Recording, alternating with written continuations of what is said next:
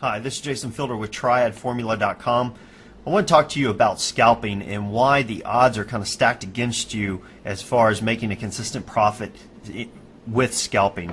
Now, if you have a trade, if you're looking to trade, say, the euro, and you have a 2-pip spread and you're looking to get 100 pips or $100, if we're trading in a mini account, this would be, $2 would be our cost here, and we're looking to gain, say, $100. Well, that 2 pips, the cost of that is only 2% of our overall profit. So that's not a very large amount, but if we're trying to get, say, 10 pips or $10 worth of movement, then that 2% turns into a whopping 20%, and it really can eat into your profits when you're scalping. Now, what I'd like to talk about is how you can stack the deck in your favor. If you know when to trade and what to trade, the Forex market is kind of unique because it's a 24-hour market, and there are times when the individual sessions, like the Asian session, the London session, the Euro session, US session, New York session, there are times when those sessions are closed and no one's really trading as far as the big money, the stuff that actually moves the market. And there are times when, of course, large amounts of money are moving into the market due to the banks globally. And so if you have a way to trade those and trade all three market types, a breakout, counter trend, and a trending market, if you have a way to scalp that is profitable for all three of those, you're going to make the most amount of money. You're going to have the most scalping opportunities. And I just wanted to share with you kind of what I look for, kind of what I do, and we're going to get into specifics a little bit later in the week as to how I break these down and what exactly I look for. But let's just zip through this real quick. For my counter trend trades, when I'm scalping looking for a counter trend opportunity, this area right here, when most of the world's banks are closed prior to the Asian session starting, pretty much moves sideways.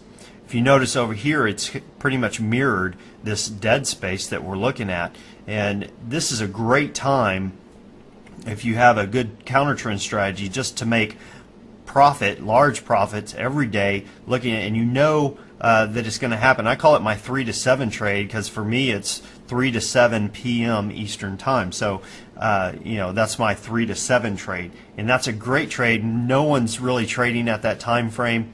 At that time, the banks are closed. Most traders know it's a thin market, so they don't want to enter, and it's a great time to pull money out of the market. It's a great opportunity. And another way that I trade counter trend strategies is, during a large news announcement, let's say the FOMC announcement is coming out tomorrow, or say a non-farm payroll. Okay, these really, traders hold off from trading prior to these news announcements, and a lot of times, the majority of times, what happens prior to a large news announcement, it doesn't have to be a U.S. news announcement, it does have to be a large news announcement though. If, say, the euro is going to announce their interest rate, well, what do you think the euro-US dollar is going to do prior to that news announcement? It's pretty much just going to move sideways because no one wants to jump in and when there could be a change, a drastic change, a fundamental change in the currency that could make it move. So what you can do, if you know this, and we all know ahead of time when these news announcements are going to occur, we can just go in and take profits out of that sideways market. And the beautiful thing about it is it's a great way to trade the news with a lower amount of risk compared to when you trade it, say, using a breakout. Now, another way I trade is with breakouts. If you notice the different sessions around the world, we have the Asian session, we have the European session, and we also have the London session, and then we have the New York session. And at the beginning of these sessions, we have a lot of money coming in, and this is where I use a breakout strategy to scalp the market. And I know when these are going to occur. I know that every day, at these 4 times, I'm going to be looking at the market. It doesn't take a whole lot of time, but if the scalp is there, I'm going to take it, and if it's not, I'll come back tomorrow. So using breakouts to scalp the market can be extremely profitable as well. I also use the breakout strategy to trade the news on occasion. It's riskier, so I definitely leverage down, but it is something that I do. So that's another way that you can scalp the market using a breakout strategy. And of course, trend strategy, which I haven't really talked about, you can look for at any time. And I have setups that I use that I can trade the market. Look for those setups. I look for setups, and it allows me to trade on pretty much any time frame I want. I can look for setups, from the month down to the 30-minute time frame for scalping the market.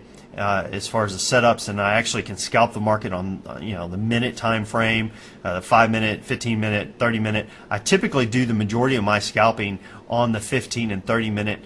Occasionally drop down to the 5-minute. Really don't touch the 1 minute, although you can. I just find that the accuracy is really good on the 15-minute time frame. It allows you to get in and get out and not risk that much overall. So that's a great way to, whenever you're looking at the markets, whatever time period it is, to look for opportunities. So I have scalping opportunities I know they're going to come up every day, that time at a certain time frame, so that allows me to plan and have a schedule that way.